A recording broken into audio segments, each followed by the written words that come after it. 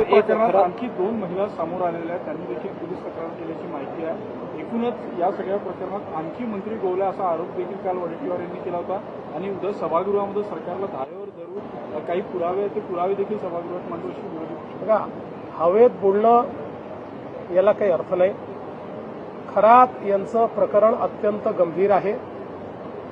ते आम्ही इंटेलिजन्सच्या आधारावर आम्हीच त्याचा भांडाफोड केलेला आहे आणि आता हळूहळू याची आम्हाला कल्पना होती की लाजेखातर किंवा सामाजिक दबावामुळे महिला एकदम पुढे येत नाहीत, म्हणून अशा प्रकारचे जे काही विक्टिम्स आहेत त्या विक्टिम्सला धीर देऊन, त्यांच्या घरच्यांना धीर देऊन त्यांना समोर आणण्याचा प्रयत्न चाललेला आहे। त्याच्यामध्ये काही प्रमाणात आता महिला प्रतिसाद देखील देत आहेत।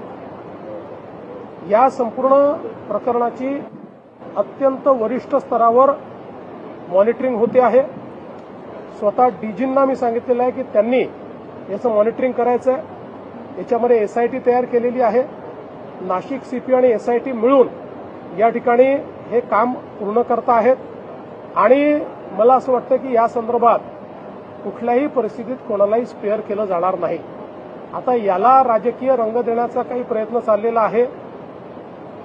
कोणाजवळ काही पुरावा असेल तर त्यांनी तो निश्चित आणून द्यावा, त्याच्यावरही कारवाई होईल। पण विनाकारण प्रत्येक गोष्टीला केवळ राजकीय रंग। आता अनेक लोक जायचे, विरोधी पक्षाचे कोण कोण गेले त्यांचे मी पुरावे देऊ शकतो। माझ्याकडे सर्वात जास्त तर माझ्याकडे पुरावे आहेत याचे, पण ते पोलिसांकडे आहेत। ते पोलिसांचं काम आहे, ते माझं काम नाही आहे। त्यांना खरातांना भेटणाऱ्यांपैकी कोणाचं इन्व्हॉल्वमेंट असेल तर कारवाई होईल, पण कोणी भेटलंय अशा याच्यावर जर कारवाई आपण करायला लागलो तर मला असं वाटतं की मग तुम्हाला माहिती आहे की कोण कोण काय काय कसं कसं करायचं। आता कालच तुम्ही देखील त्यांना आउट ऑफ टर्न पाणी कोणी दिलं, कसं दिलं, 40 किलोमीटर पाण्याची लाईन कशी दिली, हे सगळं तुम्ही काल दाखवलेलं आहे। त्याच्यामुळे मला असं वाटतं की याच्यामध्ये राजकारण करू नये। हा महिलांच्या डिग्निटीचा प्रश्न आहे।